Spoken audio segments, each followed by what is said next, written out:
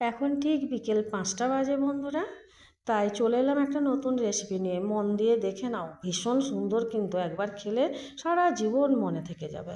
তো বন্ধুরা, আজকে আমি একটা বাটির মধ্যে খানিকটা বেসন নিয়ে নিলাম, একটু নুন, হলুদ আর একটু কালো জিরে, আর সাথে একটু অ্যাড করে দিয়েছি খাবার সোডা। তো ওটা ঠিক করে রেখে দিলাম। আর এদিকে বড় বড় বেশ পাতাগুলো দেখে লোভ লাগছিল, বেছে ধুয়ে রেখে দিলাম, জল ঝরতে দিলাম। আর এদিকে কড়াইয়ে তেল গরম করে নিয়েছি, আর রসুন আর পেঁয়াজ বেশ সুন্দর করে ভেজে নিলাম।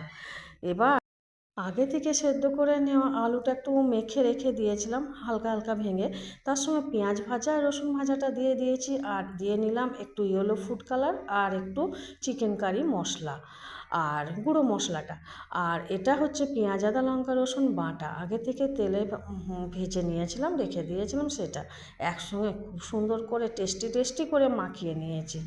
আর এই যে পাতাগুলো ধুয়ে দিয়েছিলাম, সেটা একটার উপরে এই যে ব্যাটারটা করেছি, মানে আলুর পুরটা, সেটা সুন্দর করে দিয়ে নিয়েছি।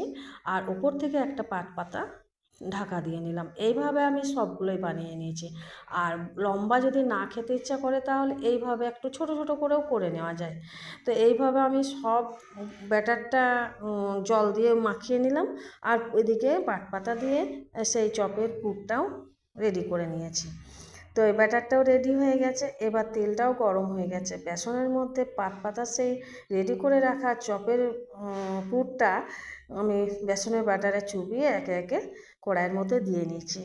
আর এই যে গরম তেলটা বেসনের মধ্যে দিচ্ছি, এটার জন্য না ভীষণ টেস্টি টেস্টি হয় বেসনটা, মুচমুচে খেতেও হয়। তো যাই হোক, এটা হলো একটা ছোট্ট টিপস, চুপ করে আপনাদের বলে দিলাম, কারণ ভীষণ মুচমুচে খেতে হলে এই গরম তেলটা দেওয়া খুবই প্রয়োজন। তো এইভাবে আমি একটার পর একটা ভেজে নিয়েছি, ছোটোগুলো বড়গুলো সবগুলো দেখুন আমি ভেজে নিচ্ছি।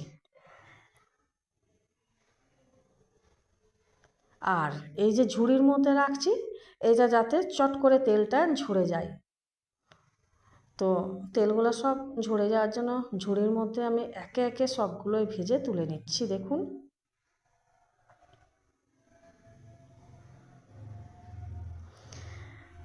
একদিন অবশ্যই এই রেসিপি ফলো করে বাড়িতে বানাবেন, আর আপনার বানানোটা কেমন হয়েছিল অবশ্যই জানাবেন।